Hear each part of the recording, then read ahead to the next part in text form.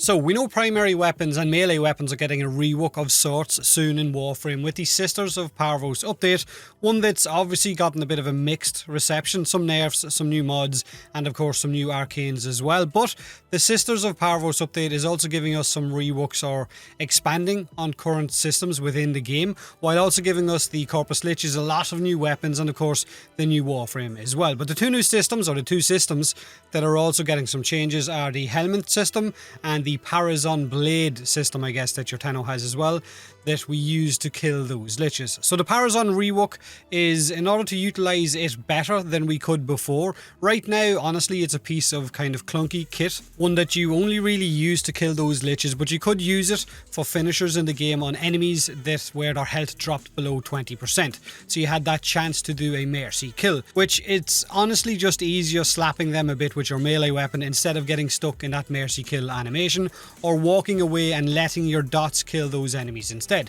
So Digital Extremes want to change how the Parvos functions by allowing you to perform executions on heavy units more frequently. So heavy gunners, bombards, corpus techs, you get the idea. Once they drop below 40% health now, you will have a guaranteed chance to outright kill them with your Parvos blade. But on top of that, they're changing how impact procs work or affect the chance at getting that mercy kill with your Parvos blade. More impact procs on that enemy unit will mean that your mercy kill could proc as soon as their health dips below 80%. So it's almost an instant kill. And this would be guaranteed as well, based on the amount of impact procs on that enemy. So it's going to make taking impact based weapons more viable to allow you to utilize those kills, but this will only work on enemy units which have up to a maximum of 25,000 health or less, and of course after that it will diminish. Now Pablo did mention that this only really happens on, say, if a heavy gunner goes beyond level 450. You won't have to worry about it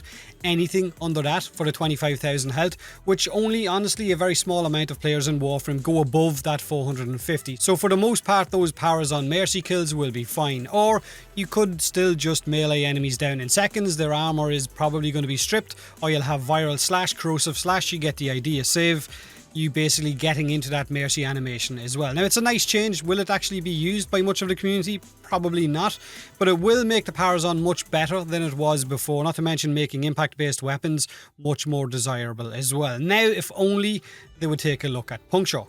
The helmet system is also evolving in Warframe. 5 new abilities and a new invigoration buff system as well, which are being described as being similar to arbitration buffs, only these ones will last 7 days and I'm assuming won't disappear once you die. Each week 3 Warframes will show up on the helmet system that will have a random buff attached to them.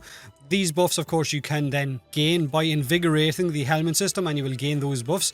And then after 7 days, it will rotate to new Warframes. But they've also said if you want to gain a guaranteed buff on your favourite Warframe, then after you've done this 10 times, your next Warframe that gains the buff will be the one that you are currently equipped with. So you can choose when to give a buff to your favourite Warframe, but first you're going to have to go through 10 weeks of buffing different Warframes until you get there. Now these buffs will be random, like gaining a melee crit chance buff for a week, or a power strength buff, or a duration efficiency.